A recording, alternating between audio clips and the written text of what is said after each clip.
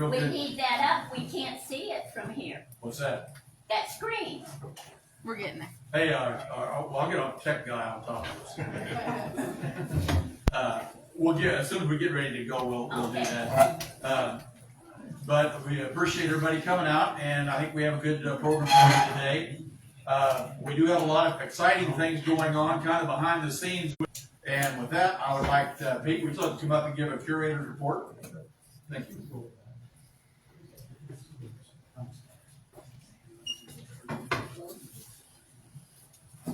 Welcome from me as well. I've been on the job here since about Thanksgiving, I guess. And it's been kind of fun.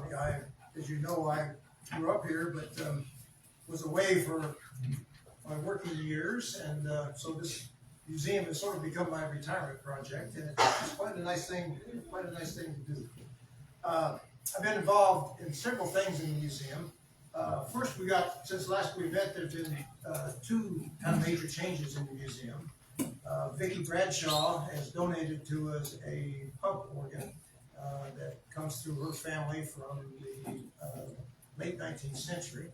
So it's quite an elaborate thing, sitting kind of in the back corner over there of the museum. You may want to see it. And John Hitt has updated his very nice exhibit on amateur radio in Pleasant Hill. It's kind of in the center of the museum. He's expanded that. If there's anything in the whole world you want to know about amateur radio, it's in that damn exhibit that John has put together. It's also extremely well done. I can't imagine the hours that he's spent on that. So those are the two things in the museum. I've been working myself primarily on the library side of things, the kind of the building over there on the far west. There, we've tried to make it more open, so it's a place that I think you might enjoy visiting just in its own right. There was a backlog of material that had been donated that hadn't been classified as yet. So that's been what I've been primarily doing the last few months, is trying to go through these, volumes of old photographs that somebody gave. They're half labeled, and I'm trying to fill in the labels and trying to put the families together that the photographs show. But I wish everybody would label their photographs, but it seems to be a difficult task for anybody in every family. So that's the main thing. So after the talk, I hope you have time to sort of walk around in the museum itself, and especially in the library part. I'll show you some things if you don't find things that interest you on your own right. I think that's all that comes to mind. If anybody has any questions, I'd be happy to take those. The main thing you came for is the speaker. That's what we'll get to now.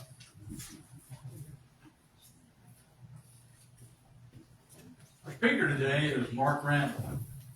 In 1988, I went to Lee Summit to interview a young guy to become our city administrator. And he wasn't sure whether he wanted to take the job or not. He was he was young, and he hadn't been doing this for a long time. And he was nervous. I'll tell you what, he was shaking and stuff like that. And I said, come on to Pleasant Hill. We'll treat you so many different ways. You're bound to like one of them. So come down. And he and his lovely wife moved took the job and moved to Pleasant Hill. And the thing that I really appreciated about Mark was that he took Pleasant Hill on as his hometown. I mean, you couldn't tell that he hadn't lived here for 40 years. I mean, he loved the community, and he studied the community, and he just became one of us, and he did a great job. Well, I had the pleasure of working with Mark for some 25 years, and he has done a tremendous amount of things for the city of Pleasant Hill. And if you could remember back the way it was 40 years ago and the way that it is now, and the different things, the 7 Highway Project and the things like that have been improved and stuff like that, he did a great job. Well, along the way, he also was a history buff. And he studied the history of Pleasant Hill and that type of thing. And he's very well versed on that type of thing. So we are honored to have him here today to speak to you about the Civil War and, you know, the effects maybe the Civil War had on this particular area. And so with no more, Mark, come on up here. Mark Randall. Thank you. We've got some technology here which is guaranteed to screw up before this is over, so bear with us. But thank you, Terry. It is always great to come here and see so many friendly faces. People like Sandy. I would never have I wouldn't have lasted a week at City Hall if not for Sandy. So thank you. And Gil, Mandy, he was on the council when I got hired. I appreciate it. I know he regrets it to this day, but no, I appreciate it. But no, I was lucky enough to give several, history talks, around and here in Pleasant Hill, several of them. And I was trying to think about how far back they go, and I just was looking at a picture right when you first come in the front door. If you look to the left, there's a picture in the year 2000, and it was when they did the groundbreaking for this new edition. And they had me speak that day, and I've got the speech and roll up my hand. My son, little bitty guy, he's in that picture. And now he's a city administrator at Oak Grove. Amazing how life is. But I promise this is a little bit, if you heard the last time I talked about this, probably 15 years ago, I've updated some things, so it's not the same. No, because this one really is talking about Pleasant Hill, which is a little unusual to talk about Pleasant Hill specifically in the Civil War. A lot of people would say, well, wait a minute, what's Pleasant Hill's story compared to Gettysburg or Fredericksburg or, Appomattox or something like that? A lot of other towns are associated with Pleasant Hill, with Civil War history more than Pleasant Hill is, but the fact is, Pleasant Hill has an amazing, complicated relationship to the Civil War. It's a very unique history. And really, in some ways, it's more of a miracle that Pleasant Hill survived the Civil War than Gettysburg or Fredericksburg or Appomattox. Because you think about it, Gettysburg, big armies fought there for a better part of a week. But then that moved on, the war moved on. That seemed to be a lot of the way it was in the East, these big battles. Whereas in Pleasant Hill, it was a different kind of war. 3 different phases. You had standing armies fighting all around. You also had guerrilla warfare, which is the worst kind, most barbaric, which they didn't have to suffer in a lot of the big cities in the East. And then you had the third kind, which was warfare directed against the civilian population, which is very rare in the Civil War. And that was all done here. And so it's really a miracle that the town survived at all. And it's kind of amazing. So I'll try to, see if I can advance one. For example, this is a picture of the state, obviously, with some of the major battles, but not all. And so it's not really surprising that Pleasant Hill had a very complicated, dangerous time during the Civil War when we were surrounded by all this fighting. You can just see that we're surrounded by major battles. But, Missouri had a weird story in the Civil War that was very complex too. Missouri voted against secession when they had a state convention. They voted not to secede, but Missouri is a star in the Confederate flag. Yeah. Mostly history will tell you 11 states in the Confederacy, but if you ever count the flag, there's 13 stars in it for Kentucky and Missouri. Amazing. Missouri had representatives in both the U.S. Congress and in the Confederate Congress at the same time. We had 2 sets of state officials, governors, and all that. Missouri ended up providing 100,000 troops for the Union Army, and at least 40,000 for the Confederate Army.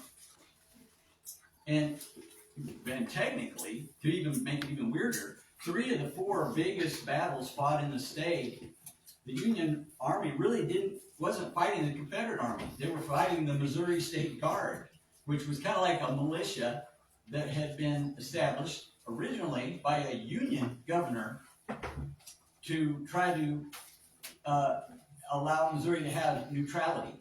which was a forlorn hope, but at the early stages of the war, they thought that might be possible.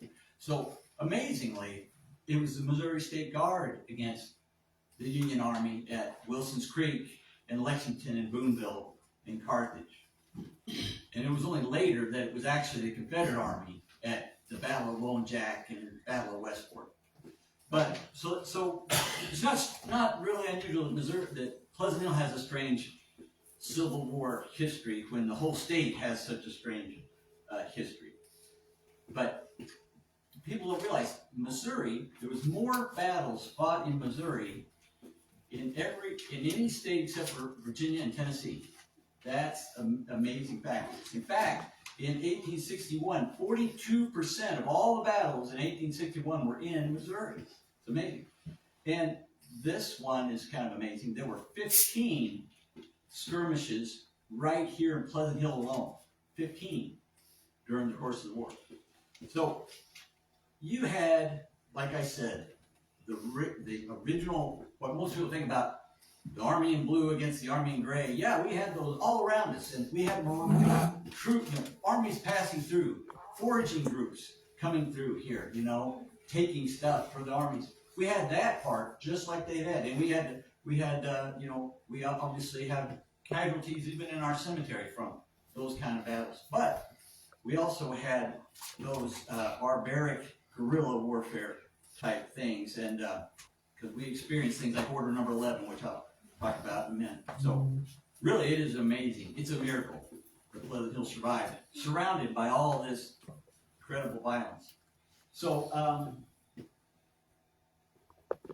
that kind of what Pleasant Hill looked like when the war started. Now we all know that Pleasant Hill, and this is the thing, I know whenever you talk to people in Pleasant Hill, they know their history way better than most people know history of their community. So I know you know all this stuff already, a lot of it, and that's what's really great about talking to people in Pleasant Hill. But you all know that the town started really in the 1820s, 1828, I think we like to say, the oldest town in Cass County. And then we know that it was first platted in the 1830 something, I forget. 44. See, I told you that people know when it was first platted. So we came, okay, it was this Pleasant Hill. In like 28, the people said, oh, it's Pleasant Hill, a community, but it's just kind of informal. Then formally, the county adopted some, some developments were recorded under the name Pleasant Hill here in the 1840s. But it still wasn't a community yet until the state legislature passed a charter creating us officially as a city in 1859, right on the eve of the Civil War. But the town already existed. But this is probably what it was like in 1859 when the legislature adopted the charter. Now the charter, this is just a little chunk of it. You can see the full copy of it on the wall over in the next room, and there's a copy over at City Hall at the council chamber. And but this is just a little piece of it. Which a couple of interesting things about this charter. One, great penmanship by the clerk. I mean, wow. Another thing, though, is if you go and look at it, interesting thing about this state clerk, that though his penmanship is great and spelling is great, they didn't really seem to have good rules about like where you break a word. So if he got to the end of the paper, maybe they're trying to preserve paper, I don't know. But if he got to the end of a word, and say the word was like is, and there's one room for the I, he put the I and then put the S on the next one. They didn't break it by syllable or anything. Just wherever. So it's really cool that way. But this charter gives some hints about what Pleasant Hill was like on the eve of the war and hints of what's to come. Because if you go and read this charter, one of the things that a power that it gives to the city council in those days was the ability to pass ordinances to regulate the congregation of slaves. Well, that's a dark thing. I mean, and of course, we all, think it's abhorrent. But imagine that the state legislature put in there that the council would have the ability to regulate the congregation of slaves because they didn't want too many slaves getting together, maybe talking about insurrection. And then there's another part that comes in that says that every white male will be taxed $1 a year for the city, and also every free black man. So that tells us there was also a free black population. And now that's not really too surprising when you think that not whitewashed slavery in Missouri, but Missouri was probably down a notch on slavery compared to some of the other states of the South. Missouri, for example, allowed free blacks to exist in these communities, which in some parts of the South, they did not allow that. Some places, for example, up in Independence, Hiram Young, he was a free black man that he had a wagon making company that employed 50 men, black and white, and they produced 400 wagons a year.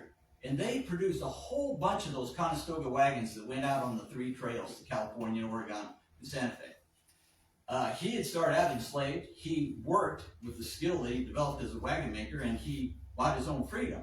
He would buy enslaved people. They would work for him. He'd pay them wages, and eventually they'd buy their own freedom from him. But he also employed white workers. So, and that was just up the road in Independence. So, a really good chance there were some free blacks in this. In Pleasant Hill, but and that may be one of the things we need to research more on. But I would think that the charter hints at the fact that that probably happened. Missouri was also weird about slavery in the way that we're a little bit unusual in that Missouri allowed enslaved persons to actually take their masters to court, and they certainly didn't allow that in much of the Deep South.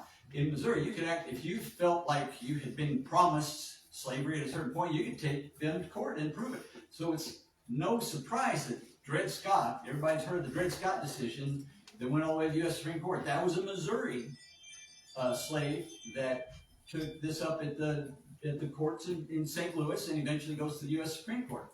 And that's really no coincidence that that happened with a Missouri enslaved person, because the law allows this. In fact, Lincoln, his Attorney General, Bates, in his cabinet, was a Missouri lawyer, and a lot of his business was representing enslaved persons in these courts. So that's kind of amazing. So Missouri has not whitewashed slavery in Missouri. It's terrible anywhere it was, but it was a little different here, and that kind of is an interesting thing to know as things progress in the war. But another thing about this charter I just want to point out is it's actually signed by 2 governors.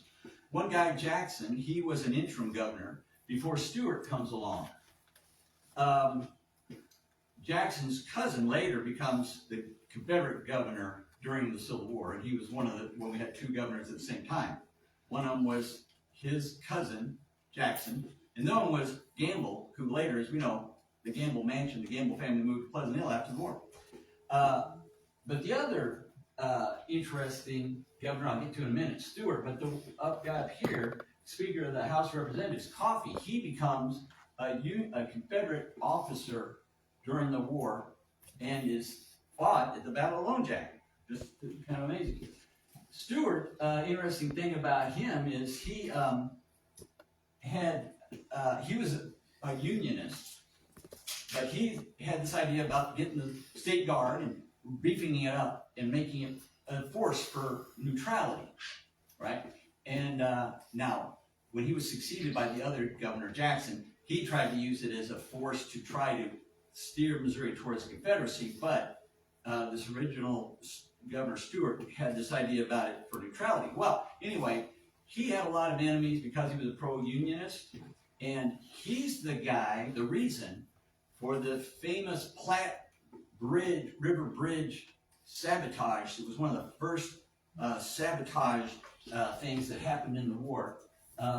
In an effort to assassinate him, Missouri guerrillas, they basically undermined the bridge, set it on fire, and had a huge train. Train actually went down with the bridge as it blew up and killed many people in an effort to get him, but he survived it. But so right there we had so that was interesting that he is right there. And Cole Younger is believed generally to be one of the guerrillas who led the whole thing about blowing up the bridge in this great catastrophe at Platte River Bridge. So it's kind of funny that our charter has these little hints of things to come. So we had people on both sides of the war signing our very charter in 1859. They're still getting along. They all agree that oh yeah, we'll have a town called Pleasant Hill. Amazing to me that they still were on speaking terms by that time. Now the Battle of Lone Jack, of course, like I said, Coffee was at the Battle of Lone Jack, and this is also the battle where Captain Long, who was in charge of the local Union troops here stationed in Pleasant Hill, actually where Sugar Land is today, was where they were camped. That was their encampment. But Captain Long, he was mortally wounded at the Battle of Lone Jack, fighting for the Union. And but you know the story how he then was friendly with the Henley family, though they were pro-Southerners and actually had a son in the Confederate Army at the Battle of Lone Jack, but they had become friends because the Henley home was right across, the road, which now is a highway from where the Union camp was. So they became very friendly terms. So when they learned that he had been wounded, they took a wagon to the Battle of Lone Jack and brought him back, and he stayed at their house. With their wounded Confederate son in the next room, and everybody was friendly. I don't. One thing I've learned is we don't think like people did back then. It's kind of amazing. I think they had. They just they think a little strange. I think sometimes, and they'll surprise you with their compassion, and then they'll surprise you with their brutality. Lone Jack, by the way, just for a little fun fact. Of the modern era. If you ever watched the movie True Grit, remember, Roots and Cockburn's got the one iPad. He says in the movie he lost his eye at the Battle of Lone Jack, which I always thought that's one of the great things. There's some other movie references coming. But anyway, after the real armies, after the Battle of Lexington, the Confederate forces, which was a victory for them, they had 17,000 troops, which was a pretty big army for this early in the war. But they could not support that many. So the general in charge of the Missouri State Guard told half of them to go home because they couldn't supply them, just go home. The other half he takes down to Arkansas, and they fought in the Battle of Pea Ridge. And after that, which was a Confederate defeat, they all joined the Confederate Army, the regular Confederate Army, and they are all transferred to east of the Mississippi and never come back to Missouri to fight any of that original Missouri Brigade. But they fought in all the big battles in the across the Western Theater, like the Battle of Atlanta, Vicksburg, Missionary Ridge. There were all of these. Battle of Franklin, Nashville, all those. And one of them that was with them was that Hiram Bledsoe guy that we know from Bledsoe's Battery. Here, and I'll mention a little more about him too later. But they all went there. Well, now some of them did enroll in the Confederate Army and stayed in Arkansas, and when occasionally there would be attacks into the state of Missouri, like at the Battle of Lone Jack, and then much later at the Battle of Westport. But there's this whole bunch of them that had been sent home, and the only way that they were going to fight then, be able to fight, was in this guerrilla war aspect, which is the most barbaric type of warfare that you can have. And Pleasant Hill is right in the thick of it. Like, you'll recognize these people. So that guy over there is Cole Younger. And they were harking from, they had a family in Harrisonville, we know, and they were from Lee Summit area. Cole Younger and two of his brothers were buried in the Lee Summit Cemetery. Over here you got, of course, Jesse James. He's buried in Kearney. It was where they were from, up in Clay County. Frank James in the middle there. And he's actually wearing a Confederate jacket because for just a little bit, he was an actual Confederate soldier. He fought at the Battle of Lexington as a regular Confederate soldier, but then when he got sick, and so he ended up just staying and becoming part of the guerrilla war aspect of things. So those are the guys that we all know. We have a lot of Cole Younger and Frank James around here. Now, they were led by these guys. That's Quantrill on the far end. And Bloody Bill Anderson. So look at that guy and remember him as we talk about it, because that's a scary guy. That's a person I would never want to fall under his control if I was a Union prisoner. And fact is, every Union prisoner that did fall under his control was killed, murdered. Very bad news guy. Now those people, their motivation is an interesting thing. Quantrill in 1858 was anti-slavery. He was a big fan of Senator Jim Lane from Kansas. But something in just a couple of years, he totally changed his viewpoint. And no one really knows exactly why. Bloody Bill Anderson's father was killed, murdered by a Jayhawker during one of the Jayhawk raids. And that kind of added to his more about vengeance than it is about any war aims in his case. Cole Younger, his father was a pro-unionist. He was murdered by a Jayhawker too, and that kind of turned the whole Younger gang into revenge-seeking guerrillas. And the James family, although Frank had originally joined the Confederate Army, but they became guerrillas. And at one point, a Jayhawking Unionist group came to their house and looking for them. They didn't find them, but they trying to get information out of their stepfather. They hung him repeatedly, but let him down before he died, and then hang him again, let him down, and try and get information out of him.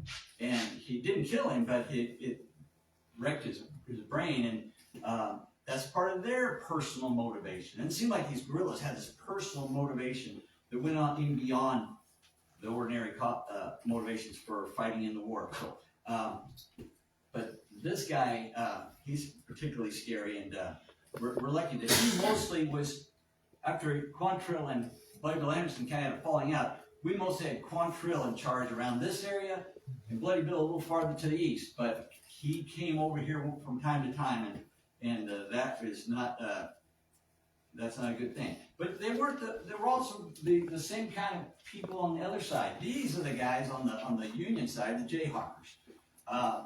This guy is Senator Jim Lane, later becomes a major general in the Union Army. Another guy is Doc Jennison, and he also becomes a Union general. But these guys were Jayhawkers, is what they were called, and they were they raided and did a lot of pillaging, and it's interesting to know their motivation.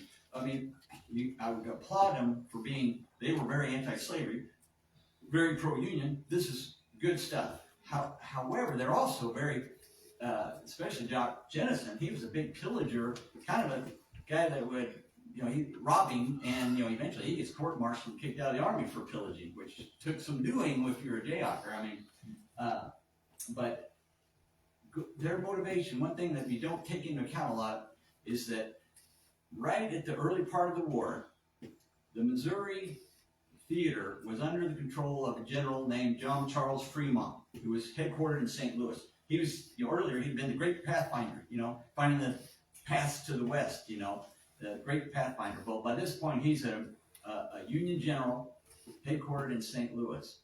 And he, in 1861, issued an Emancipation Proclamation, freeing all the slaves in Missouri, and also passed a proclamation that treason was punishable by death.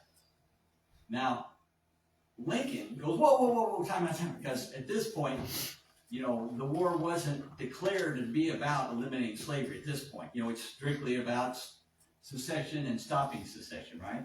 And so Lincoln, it's going to be another year and a half before he issues the Emancipation Proclamation. So this was very premature by Fremont. So Lincoln disavows the whole thing. He says, and plus this death to rebels, no.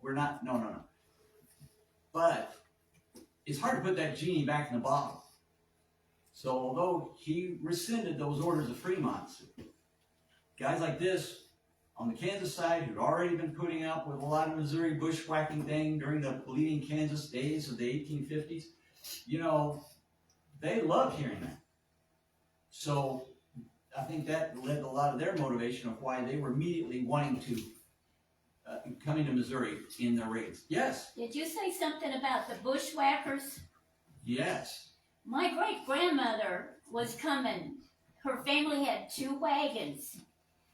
The bushwhackers killed the first wagon and they come up on their dead relative. Okay, we're gonna get something very similar to that story.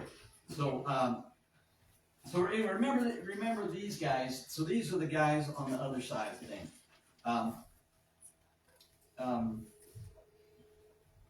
Ironically, the one that had the most civilized credentials, which would be this guy, U.S. Senator, he probably, after hearing those words from Fremont, he's the one who decided to do a jayhawking raid that really started the tit-for-tat cycle of violence that really got out of hand later.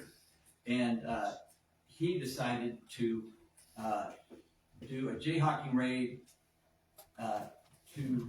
which ended up being at the sack, what they call the sack of Osceola, Missouri.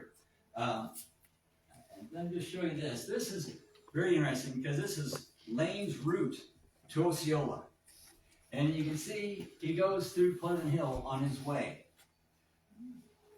When he gets to Osceola, well, let me say, when he went through Pleasant Hill, they didn't burn the town down. They did grab 13 citizens who they'd been told were of suspect loyalty, and they made them take a loyalty oath on pain of death. And of course they took the oath, you know. So, and they confiscated a rebel flag that they found in town and went on their way. And they went down to Osceola. And at Osceola, they changed. They sacked the town. They burned all the buildings of town. There were 800 structures burned. And when they rounded up a group of citizens, instead of a loyalty oath, they executed them all. So then they loaded up with all kinds of booty, cattle, everything, and 200 enslaved persons that some were saying, oh, they stole them or they kidnapped them, and most would say they were liberating them. I mean, I think most of those people went along willingly, happily. 200. And went back to Kansas after they destroyed. And Osceola never recovered really from that. And it could have been Pleasant Hill, that close, came that close. Now, as a result of this, a wagon train, a Union supply wagon train was coming through here, coming through Pleasant Hill, and some rebel sympathizers or guerrillas in the early stages, they burned that wagon train. And they burned some of the houses in Pleasant Hill belonging to Union supporters. Well, when the Jayhawkers got wind of this, Lane sent his second in command, Jennison, back to do a little punishment back in Pleasant Hill. So they rode back into Pleasant Hill, this time with a little bit different attitude. And there's no recording of them executing any citizens, but they burned down a whole bunch of the homes of Southern sympathizers here in town, confiscated all kinds of booty, and another 50 enslaved persons were liberated by them and accompanied them back to Kansas. Now, it's very interesting about those. Again, we know from the charter there were definitely enslaved people here. There were probably freed blacks here. Not all of them went with Jennison or Lane to Kansas. Some stayed here for reasons of their own, which we knew now. But one thing I would think would be very interesting to find is Lane later enrolls a bunch of formerly enslaved people into the 1st Kansas Colored Troops. And they later become the first African American group to actually see action. Because this is before Emancipation Proclamation, before they've really been officially enrolled in the Union Army. They fought a group of guerrillas in Bates County and did well. And that kind of made, that had the effect the whole idea about Lincoln, about whether black troops would be good in the Union armies in the future. So that's a neat thing. I don't know if any of them were from Pleasant Hill. If you go to the roster of the first Kansas colored troops, they don't tend to say what their place of residence was. And leave it blank, because they probably, at this early stage of the war, and slavery is not, slavery is still legal in Missouri. In fact, the Emancipation Proclamation didn't even do away with slavery in Missouri. So they probably didn't want to write down, an address on the Missouri side, just for fear of being returned by a slave catcher or something. So they didn't do it.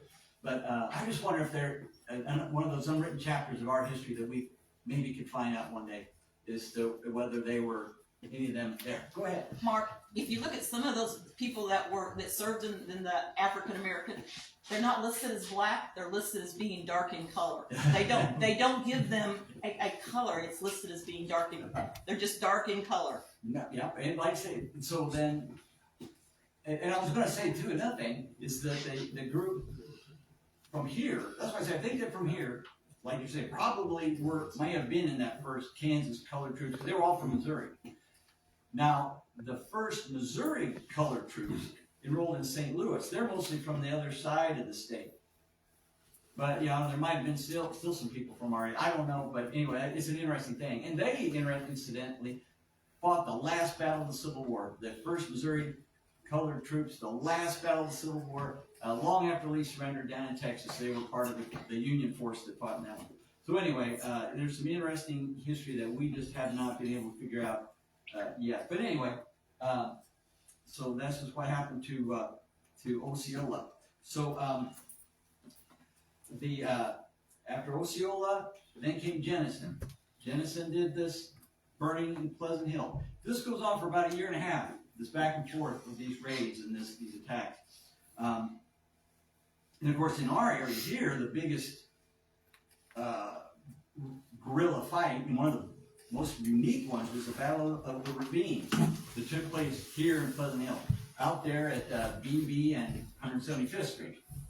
That was really historically significant because what it was, several units of Union cavalry had an elaborate plan to come from different directions and catch Quantrill's raiders right around this Pleasant Hill area. Quantrill and his men were caught by surprise in their camp out there at the Battle of the Ravines. And they had to fight their way out on foot. Many of them, Quantrill and Frank James, were there and lost their horses and had to escape by foot.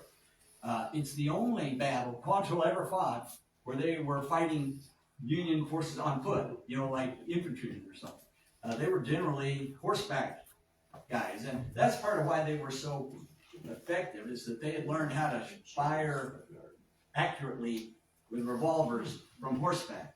And you think about it, you got a 6-shooter, if you're accurate with it on horseback, compared to a guy with a rifle that he has to take, quite a while to reload. I mean, you're pretty awesome, in a fight against regular troops. That's why they were so effective. But in this case, they had to fight their way on foot. And you probably heard that story that Frank James, after all of his exploits, he never forgot the Battle of the Ravines. He put that down as like one of the closest shaves of his life, and he never forgot it. In fact, he said that he lost his horse was chased away because they were attacked in camp. He's making his way through those, and if you ever go out there, I meant to bring a picture of it, but man, that area out there, it's called Battle of the Ravines for a good reason. It is a confusing, terrible terrain to fight. Anyway, he's making his way through this jungle and terrain, ravines and ditches, and he comes upon a homestead, and he sees there's a horse in his corral with a bunch of mules, and he goes in and steals this horse. Not a great horse, but it's a horse. He steals his horse, and he starts making his escape, and it's starting to get about dark now, and so he's making his escape, but when he would stop to hear if there's any pursuit, he could hear cavalry pursuit, coming, And he's, oh my gosh. So he tries to outrun him, but he's not got a great horse, and so he's not they're getting closer and closer. He finally figures, it's not gonna work, I'm not gonna be able to get away, so he jumps off the horse, shoos the horse away, goes in the bushes, he's got his guns, he's waiting to make a last stand, hopefully they'll ride past him. So he's waiting, and he's getting louder, closer and closer, and then it comes, and it's the mules that were in the corral with the horses. And he's, oh my God. So he had to go steal another horse, which he does and escapes. And Frank James, we know he goes on to other things, and he's buried in Independence, by the way, in a very unknown spot, Hill Park up there. It's an obscure corner of the park. Frank James is great. It's great. But anyway. The relationship from Lone Jack, one was Battle of Ravines. What? From Lone Jack and Battle of Ravines, not far apart. Well, the battle, let's see, Battle of Ravines was July of '63, so that's about a year and a half. Okay. Like I said, they'd had about a year and a half of all just this constant skirmishing and what's going on. And of course, the federal authorities are getting more and more upset about the level of guerrilla activity. So, they is well known, then probably the big payoff then becomes the raid on Lawrence by Quantrill Raiders, the Lawrence Massacre. They had been talking about this ever since Lane's sacking of Osceola. They've been talking about, we ought to go to their town. And what really made it kind of happen at this point was an interesting side story. We all know about Order Number 11, right? We'll talk about it in a minute, but there was an Order Number 10, obviously, and what Order Number 10 issued by General Ewing was also a killer order. What he did was, in an effort, one of his efforts to try to control this guerrilla activity, he issued Order Number 10. Order Number 10 said Union authorities would arrest the women relatives of known guerrillas and put them in prison. Now again, that's one of those interesting things where it's action against the civilian population, which you didn't really see, in Gettysburg and Fredericksburg and in the traditional Civil War in the East. That was directed right at a civilian population. Well, they did. They rounded up these female relatives of guerrillas, interred them in a warehouse in Kansas City, right where the Sprint Mobile or whatever, I would call it Sprint Center, but whatever it is now, it's T-Mobile Arena, right? Right there is where this warehouse was. Well, this warehouse was not equipped to be this kind of a jail, and it collapsed. And several of these women were killed. One of the women killed was the younger sister of Bloody Bill Anderson. Remember the picture of how scary that guy was? Imagine that guy. He's already had his father murdered, and now his beloved younger sister has been unfairly arrested, interred, and then died in the collapse of this bad building they put her in. He was already half crazy, but then that made him totally crazy. He was probably already a sadistic guy, but that made him like off the wall. So from that point on, he did not take prisoners, and he actually began to scalp the bodies of Union troops that they'd killed. I mean, off the wall crazy. I hate to even kind of mention this, but his number 2 guy in Bloody Bill Anderson's unit was a guy named Arch Clemens, and Arch was from Big Creek Township, right here. And but it probably takes you a while to turn into a sadist. I mean, or a little bit. Jesse James rode with Bloody Bill Anderson. Frank never did. Frank was always with Quantrill. But after this happened, Quantrill and Bloody Bill made up, at least to work together for that mission they've been talking about for a couple of years which was the raid on Lawrence. So they got together and they had 450 guerrillas. That's the biggest force of guerrillas ever assembled. 450 of them. And like I said, every one of them is kind of superpowers with the ability to shoot on the run, on horseback with revolvers. I mean, bad news, every single one of them. And this is the route that they took to Lawrence. And again, you can see Pleasant Hill right in the middle of it. So we had the raid to the Osceola massacre was right through town, and now the corresponding Lawrence massacre was right by town. So again, it's a miracle that one side or the other didn't burn this place to the ground. I mean, they periodically burned parts of it, but that's just very ominous to think 450 really bloodthirsty guerrillas took this path. And they arrived in Lawrence. They went up to Mount Oriad, which is where KU is at now. It's the only mountain in Kansas like that. I mean, it's about the highest point. But they went up to Mount Oriad and then ascended down on the town. And they killed 164 men and boys in town. Just murdered them. Now, truth, yes, it's true. Many of them were in the Kansas jayhawking units. I mean, and many, I've actually heard it said that most of the guerrillas were actually in their teens or very early 20s. So they were young guys too. But it was murder outright because they were unarmed. They would just go up but with a certain degree of chivalry, they didn't hurt any of the women. But I mean, how chivalrous is it to shoot your son and husband in front of you? I mean, it's not very.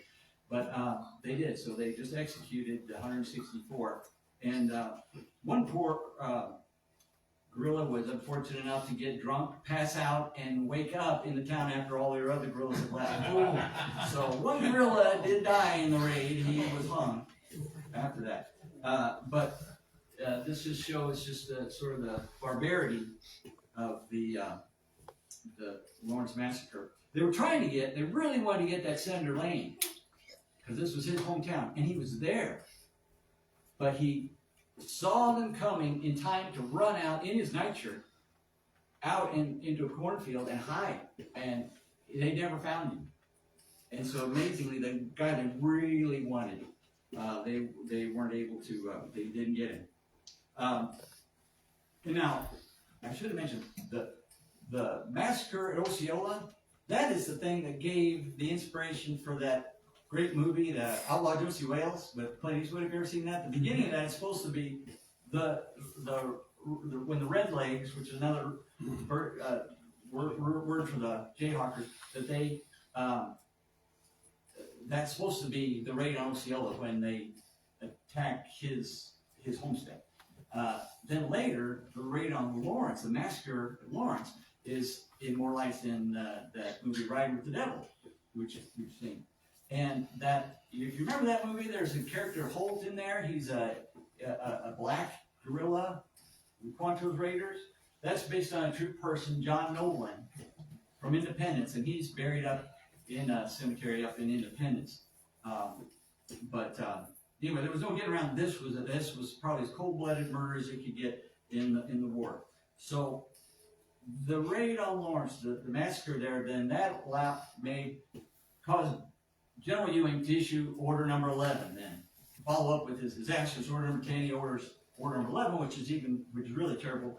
Which, as you all know, it made everyone in the county had to leave their homes and either go to Harrisonville or Pleasant Hill. You could not exist any place else in the county. And if they saw you, you'd be killed. And whether you were a Unionist or a rebel sympathizer, you had to leave your home, go to one of those two places, and they basically confiscated all your stuff. And so it was another example of warfare against a civilian population, which is very, very rare. Now, one of the other instances where you see war against a civilian population would be Sherman's March to the Sea, right? In the Eastern Theater. And the amazing thing is that Ewing is Sherman's brother-in-law. So you know they must have talked about the concept of total war, around the dinner table at some point. And anyway, it's just kind of an amazing thing that those two are actually related. So so then this is a painting, famous painting of Order Number 11, painted by George Caleb Bingham. And he actually painted this up in Independence. You know where the Bingham Wagner estate is up there? If you've ever toured that, it's a neat house. Well, there used to be a log cabin on the grounds, which he used as a painting studio, and he painted that there. And even though he's an absolutely pro-union, anti-slavery guy, he was appalled at the barbarity of Order Number 11, which apparently caused 20,000 people to have to become displaced. And he painted this to protest it. So that just kind of shows some people being burned out in Cass County. And another irony of this deal is that his father-in-law owned the warehouse that collapsed, which is, so maybe he felt it a little personally, that, this, so you had to go to, either Pleasant Hill or Harrisonville. And one thing that isn't known a lot is that there was actually a loyalty committee in Pleasant Hill that even if you were here and you claimed you're okay, if you were suspect, there was a loyalty committee that would vote on whether you could stay there. And the records show that there was 169 applications for certificates of I'm okay, and 153 were approved. So it makes you wonder, like the other 16 were not approved. So what they weren't allowed to stay in Pleasant Hill, and they could not be in rural Cass County. I don't know what they did. Where did those families go? I mean, and it doesn't really say in history, but I think that's amazing. Loyalty oaths, here in Pleasant Hill. So there was one last gasp for the Confederacy when Price tried to invade the state. This was part of the last gasp that the Confederacy had at the end of the war. And one of them was Jubal Early in the Shenandoah Valley he actually took an army right to the gates of Washington, and that's where Lincoln became the only president ever to be under fire while president, because he couldn't resist going to the front lines and watching. Of course, they weren't able to take Washington, D.C., but they scared people a little bit. But it all came to nothing, and they were defeated in the end. The other suicidal raid would be General Hood was unable to stop Sherman in front of Atlanta. And finally, he says, well, since I can't stop him, what we'll do is we'll invade Tennessee, and that will make them take troops away from Sherman. And so he goes up and has the disastrous Battle of Franklin, which they technically won, but they destroyed themselves, and then they tried to lay siege to Nashville, and then they were destroyed there. And ironically, the Battle of Franklin was where they really destroyed what was left of that Missouri Confederate Brigade that had enlisted after the Battle of Pea Ridge, that had fought at Carthage and Wilson's Creek and Lexington. That was their last hurrah, because it was kind of like Pickett's charge at Gettysburg. They charged several times against this absolutely impossible situation. And so that pretty much wiped them out. And Hiram Bledsoe was one of the guys there that had covering the retreat from Nashville with his battery. But on then this far western extreme, General Price tried to invade Missouri one last time from Arkansas, and that shows his route. And he comes very close to Pleasant Hill again. I just got to think we must have had marauding foragers and scouts and whatnot coming through all the time. And that ends in the Battle of Westport, which they lose. And they then retreat all the way from Westport all the way to Texas and the Mexican border. And when finally the South surrenders, some of them, diehards, refused to surrender and actually went into Mexico. And there for over a year or so, trying to, they just wouldn't give up. Delaware, so they went there. So this is, once again, this led to some more jayhawking raids in reprisal by Colonel Jennison, and this time he was apparently so obviously looting that this is when he got court-martialed and thrown out of the army. And again, the war actually officially ended in this part in May 26th. That's, more than a month after Lee surrendered at Appomattox. And then that was finally it. Quantrell, Bloody Bill Anderson, and Arch Clemens, that guy from Big Creek Township, they all were killed, but towards the end there. Because this, and Frank James, he successfully surrendered. He always seemed kind of lucky, Frank. He seemed kind of lucky, your guy. Jesse James, when he attempted to surrender, they shot him. And he got such a bad wound that they let him go home to die. But he doesn't die, which so they have another 10 years of bank robbing and whatnot because they feel like, well, the war's just going to go on for us. And then we know later he's later killed after 10 more years. Frank actually goes on trial in Independence because after Jesse's assassinated by Bob Ford, Frank finally he surrenders again to Governor Crittenden, and they put him on trial in Independence, and they find him not guilty, which is amazing. Find him not guilty. I don't know. The Pleasant Hill pretty bad shape because it had been, much of it had been burned from one side or the other, and all these depredations going on. But it amazingly had this rebirth because it wasn't, and it was right at the end of 1865 that the railroad, which had been waiting to come through, did come through. And so they moved the whole town basically from the top of where 7 Highway is, where all the burning and bad things had happened. They just basically come down to the valley and reinvent their town down in what they're now became called Newtown. And somehow, these former enemies somehow are able to coexist to build a new town. Again, this is why I think we don't quite understand maybe their psychology as much as we think. This is, and it's hard to see, I realize here, but on the far side shows veteran who became a pastor here in town, C.B. Lott's speech. In the middle is a Union veteran who's a merchant here, O.L. Beasley.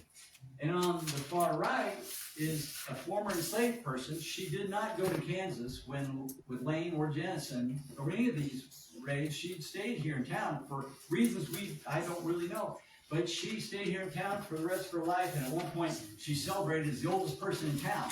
And apparently she was a very beloved character. And how those people were able to come together to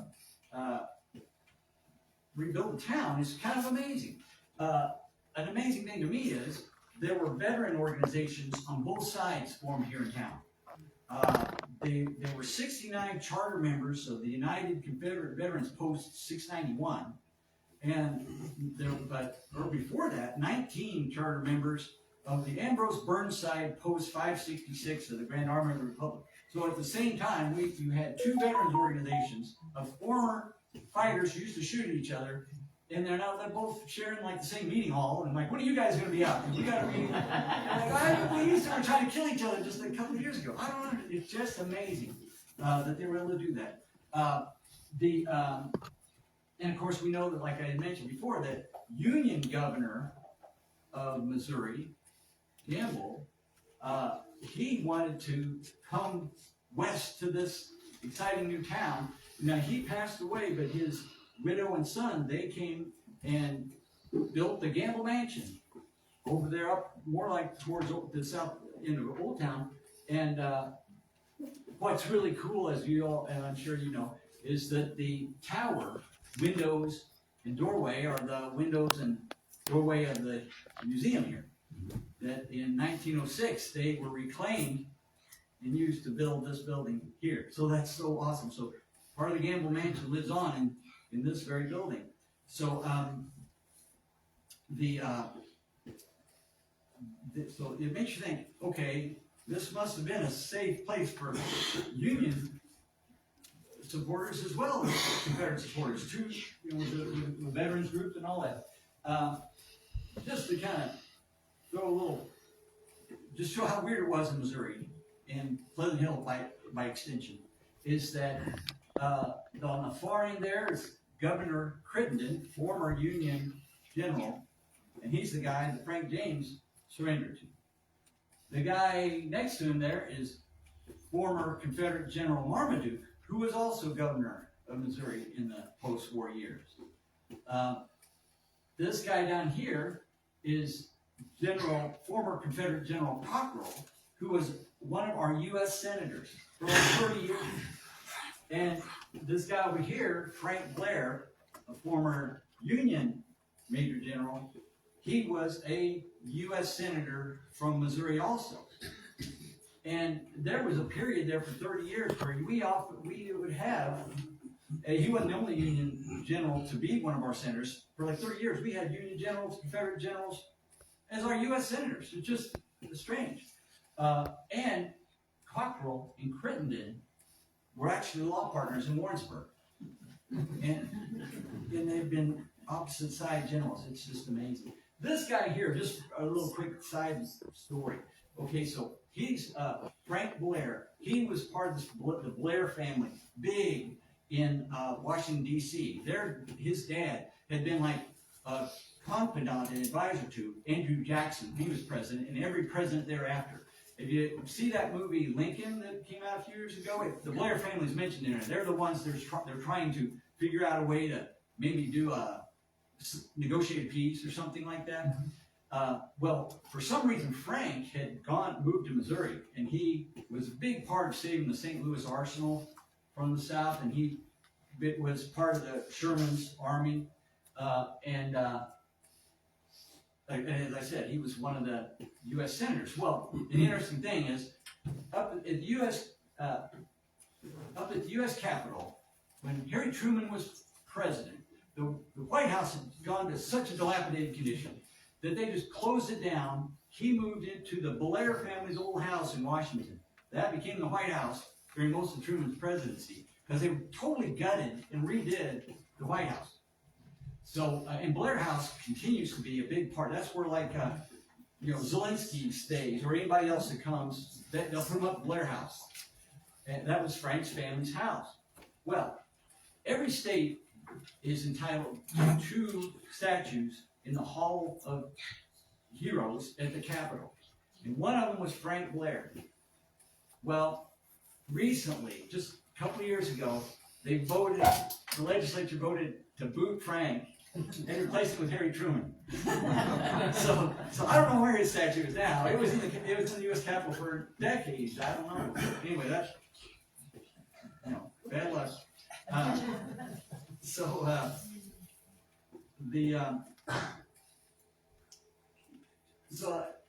Through the years, like I said, I mentioned a few movies that have had kind of hinted our history, our Civil War history a little bit. But, there wasn't an awful lot of effort to remember the Civil War here, probably because it was maybe too fresh of a wound for many years. So they really didn't do much here. It's kind of funny. A lot of times you see statues and all kinds of things, but they didn't really do anything here. So really, about the first thing they did to try to sort of recognize the history was this grave for Hiram Bledsoe. Hiram Bledsoe, he was a very famous, he fought in Missouri in the battles of Wilson's Creek and Carthage, and Lexington, but then he went and was at all these big battles, and there are monuments about Bledsoe's battery at Missionary Ridge and at Chickamauga and at Vicksburg. And like I said, he was big at the Battle of Nantucket, a lot of places. But anyway, he was pretty famous in the Civil War circles. And what I think is funny, so there was a couple of attempts by the Missouri legislature to make a statue for him, but it never passed. But when he finally died, and he was I should have mentioned that after the war, when he was one of our county commissioners for years. He was a county collector and several offices. And he was a state senator for our area for a while.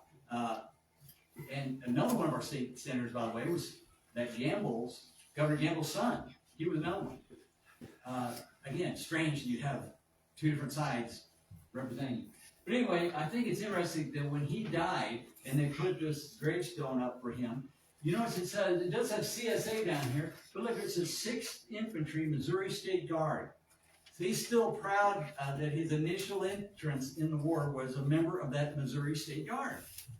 And today, it's not even hardly remembered, the whole thing about Missouri State Guard. But isn't that funny that he wanted that so prominently displayed on his tombstone? Anyway, that was probably the only Civil War marker for years in Pleasant Hill, anything related to the Civil War.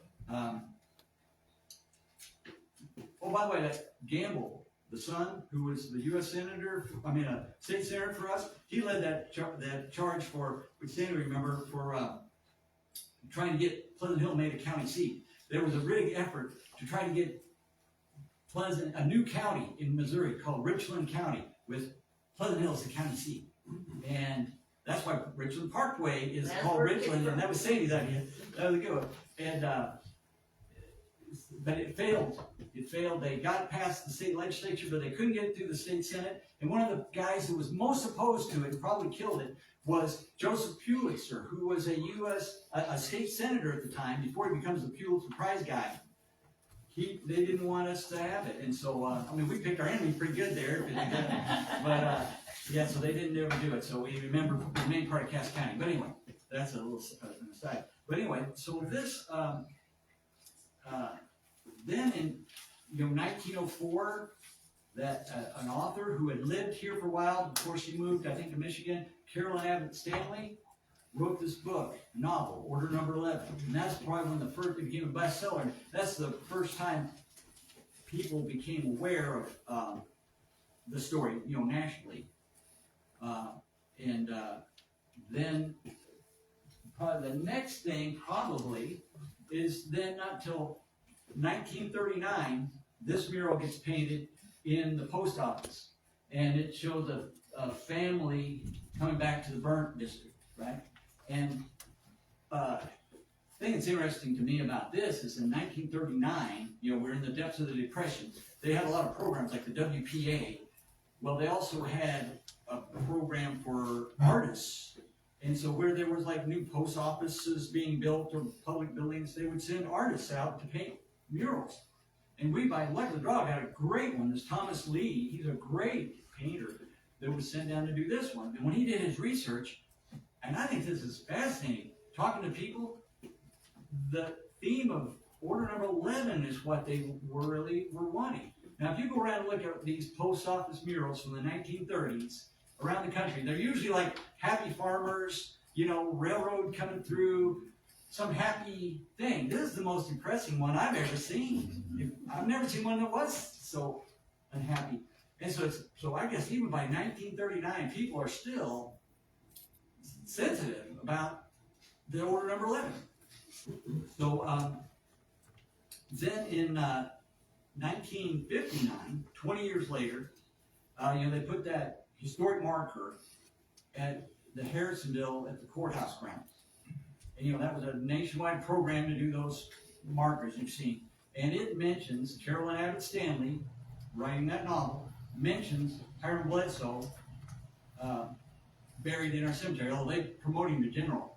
Hiram Bledsoe, he was a colonel, but they made him general on that marker. And they talk about the burnt district. That's a mention of Pleasant Hill's Civil War history to an extent. And then locally, in 1986, which I know some of you were involved in, they had a effort, long overdue, to try to locate the graves of all those Union soldiers that were killed at the Battle of the Ravines and at the Battle of Sloan's Farm nearby, and Captain Long, who was killed at the Battle of Lone Jack. These were not marked graves. And so they made an effort. Ground penetrating radar was used, and they were able to locate where 23 they believe, of them were at in a mass grave. Probably, there's no doubt others, but I mean, you probably need to do more. There's probably guerrillas still buried out at that Battle of Ravine site, because I don't think they made it back into town with them. But this was really great that they did that research and finally marked that spot. So I think that was really great about doing our history. Then the next thing was in 1995, and then in 2008, during this period there, this Civil War marker monument was put together over there at Depot Park, and it's not finished yet. The story behind this is kind of interesting, is that there was a gentleman here in town that he was, oh gosh, I'm having drawn a blank. What is that? Anthony Spangler. He was a very interesting guy. Little, thin guy, quiet. You don't remember him, Mr. Spangler? Can you believe it? He was actually a paratrooper in the 82nd Airborne in World War II. He was part of the D-Day landing. Amazing, you wouldn't. Anyway, very quiet guy. But he later found out while doing snowmen with the kids that he had a real good talent for sculpture. So he used to make some of the most amazing snowmen in town, but I'm sure you remember. So anyway, he was also a history buff, and when he got really interested in the idea of doing a bust of Hiram Bledsoe, representing our most famous Southern fighter, and Captain Long, our most famous Union person. And he did the one, he didn't charge anything, community betterment bought the stone, and unfortunately he died. He never was able to do Captain Long because he could not find an image of Captain Long. Later one was found at the Lone Jack Museum. And you know, the thing of it is, there's photographs in that era, it's just a guy with a big black mustache. You know what I mean? He could have just done one, but we still should do one, especially in this era where people are, taking Confederate monuments down because it looks like you're trying to extol something. So if you don't fix it, which really needs to still add the other piece over the other side of the Captain Long and tell that story. But anyway, it took so part of it, and then this marker here that has a lot of the information that I was talking about today. A lot of it's on that marker, and and they're all, you can see that, read them online. It's really cool. But it isn't finished yet, and I would love to see it be done. In 2006, we became part of a thing called the Freedom's Frontier National Heritage Area. It's funded, it's a federal program, and the headquarters of it is in Lawrence. They have one of the things they funded was a series of panels of the history, but they're in Harrisonville at the library, which is also their museum, the Cass County Library. They've got them there called the Stern Visitation Panels. We ought to get them sometime here. They may have had it at the library here. I don't know. Have we ever had that here? I never heard of it. But we should get that down here because we're part of the same Freedom's Frontier National Heritage Area. But it's headquartered in Lawrence, and we should definitely get that with us. They also did, the Order Number 11 Burnt District Monument in Harrisonville, is there. It isn't really Pleasant Hills centric though, but we do have that too. So these were, and then the most recent effort to try to document our Civil War history, it's this timeline mural. Jeff Wilson was a very big part of getting this done, and so it shows, Quantrell, Jesse James, and Cole Younger, and there's Captain Long up there leading the charge at the Battle of Lone Jack, and Hiram Bledsoe with his cannon down below there. And so that kind of thing. And the old picture of the old town up there with the hotel, of course, would burn down during the war. But anyway, it's got, so that is probably the most and more recent effort. And then, of course, this museum here, the Historical Society Museum. Pete's doing great things to try to, re-energize some of this stuff. We have Civil War artifacts here. Several bullets were found. Johnny Chappell, you remember he was a guy here in town that was an expert metal detectionist, and he found, tons of bullets and things. I believe Jeff brought a cannonball that your uncle found, right? Back there, he brought a cannonball over. So we have some of these artifacts here, and we really need to punch up the Civil War story, and we plan to do it. And I just think that it's great that we've got so much new energy going, and it's going to, and so many things have been preserved. Bob Kenny doing a lot of work to try to preserve a lot of these artifacts, and thank goodness, we can, you can do more with it, I think. So, anyway, all these efforts and all the work that's been done, and all the work that Bob's done and the Pete's trying to continue to do here, they're important because, like Harry Truman, just up the road, said the only thing new in the world is the history you don't know. And a little more ominously, Churchill used to say, those who don't know the history are doomed to repeat it. So you all being here is really doing a service because you're going to continue to spread this history. Future generations will learn from it. And, and I think that's super important. So, anyway, thanks for being a great audience, and thanks for your patience. Thanks for coming out on a gloomy day, and I appreciate it very much. Thanks. Thank you, Mark.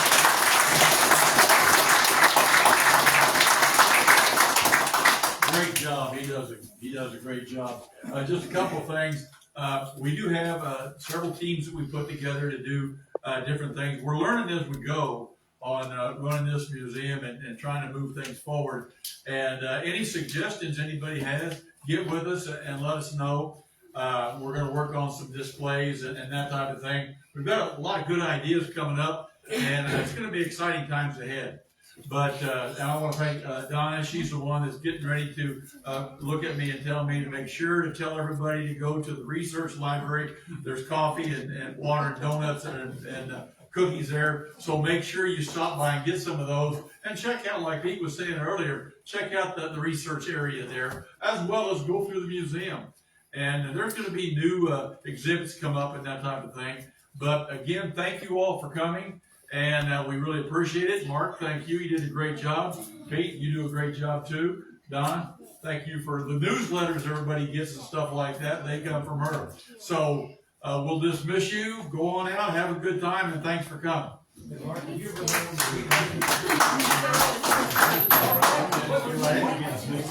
I guess.